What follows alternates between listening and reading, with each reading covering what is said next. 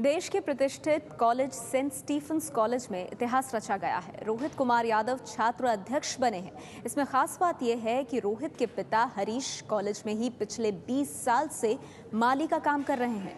रोहित ने अध्यक्ष बनने के लिए हिंदी में भाषण दिया था। कॉलेज में रोहित बीए थर्ड ईयर के छात्र हैं। इलाहाबाद यूनिवर्सिटी से इंटर करके रोहित सेंट स्टीफेंस कॉलेज में आए थे और इस उपलब्धि पर रोहित से हमने बात की। जब मैं इलेक्शन जीता था तो मेरे को लग नहीं रहा था कि मैं जीता हूँ। शायद मैं पूरे उस रात तक भी सोच नहीं पाया था कि मैं इलेक्शन जीत गया हूँ, क्योंकि मुझे इतनी खुशी थी, पर मेरे खुशी उस फेस पे नहीं आ रही थी। मेरे वो सारे दोस्त बोल रहे थे अब तो हंस दे, पर मैं हंस भी नहीं पा रहा था उस वक्त। जो first year, second year, third year से सभी को मैं थैंक्स बोलना चाहता हूँ। जब मैं क्लास में कैंपेनिंग करने के लिए गया, लोगों ने मेरी बात को बहुत अच्छे से सुना। साथ में मैं उन अपने सहपाठियों को थैंक यू बोलना चाहता हूँ जिन्होंने मेरी बात को इंग्लिश में ट्रांसलेट किया, मेरा मैसेज वहाँ तक पहुँचाया। उन लोगों के लिए भी मैं बहुत थैंक यू बोलना चाहता हूँ, क्योंकि उनके बगैर शायद मैं अधूरा था इस चीज़ को लेकर के। तो सबसे पहले कि जिन लोगों ने मेरी बात को सुना और ध्यान में रखा मेरे को कि ये चीज़ आना चाहिए, मैं उनको बहुत शुक्रिया अदा करना चाहता हूँ। ओपन कोर्ट डिबेट में बस मैंने स्टूडेंट वेलफेयर को देखते हुए चीज़ों को रखा, क्योंकि मैं कॉलेज की रिस्पेक्ट करता हूँ और कॉलेज में मेरे को इतनी बड़ी चीज़ मिली है तो मैं कभी भी नहीं भुला सकूँगा किसी भी हालात में। तो इस दौरान में मैंने ओपन कोर्ट में बस मैं स्टूडेंट वेलफेयर के लिए काम करना चाहता हूँ और कॉलेज को आगे बढ़ते हुए देखना चाहता हूँ। तो बस इसी चीज़ को मैं देखते हुए मैंने ओपन कोर्ट में अपनी बातें रखी थी। बस फ़र्क ये था कि दो मेरे साथ जो और छात्र थे वो इंग्लिश में अपनी बातों को रखे थे और मैंने हिंदी में रखा था।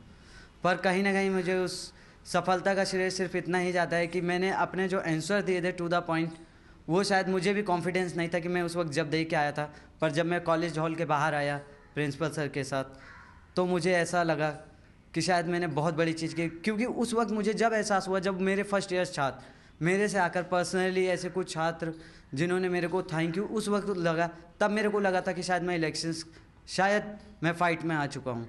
पर एक एहसास नहीं था, क्योंकि जब तक आपके साथ सामने परिणाम सामने नहीं होता तो आप नहीं फील कर सकते कि आज मेरे पास परिणाम है।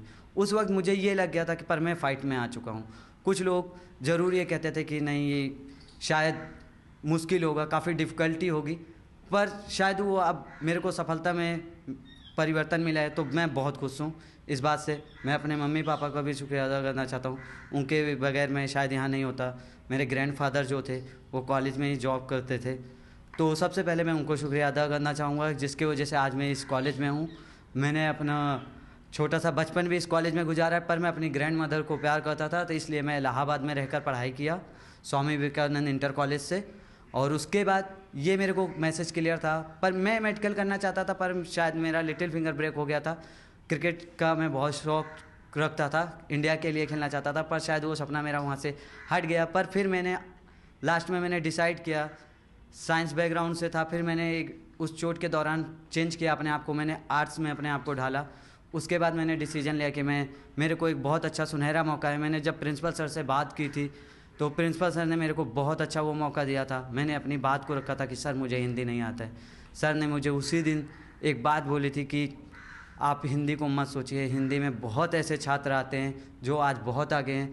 मैं उसी प्रिंसिपल सर की बात को लेकर के आगे बढ़ा और आज मैं यहाँ हूँ इस जगह पर।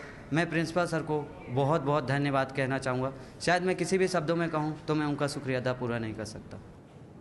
और रोहित के दोस्तों का कहना है कि जब रोहित ने हिंदी में अपना प्रचार किया तो सबने काफ़ी गंभीरता से लिया। हम उसका कहीं ना कहीं हम ये दिखाना चाहते थे कि अगर इस इंसान में वो काबिलियत है, वो लीडरशिप क्वालिटीज़ हैं, तो फिर लैंग्वेज और क्लास में कोई बैरियर नहीं आना चाहिए।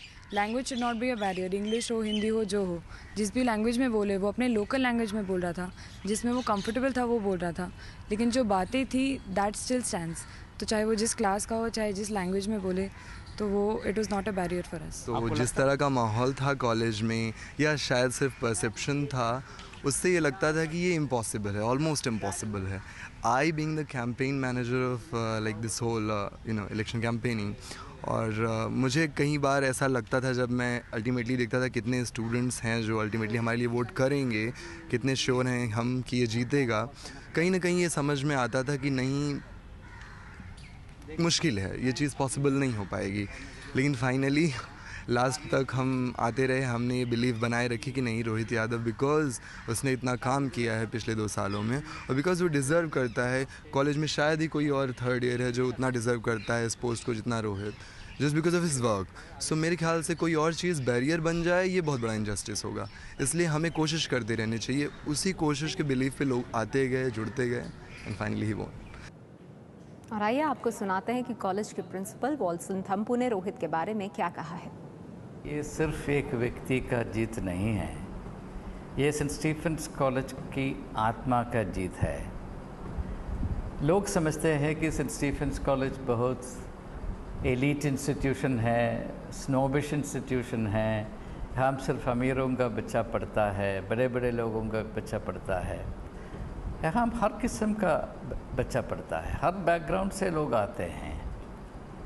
मगर पिछले 6-7 सालों में सेंट स्टीफेंस कॉलेज में एक साइलेंट रेवोल्यूशन, एक बहुत बुनियादी क्रांति हो रहा था और रोहित का जो जीत उसका परिचय है।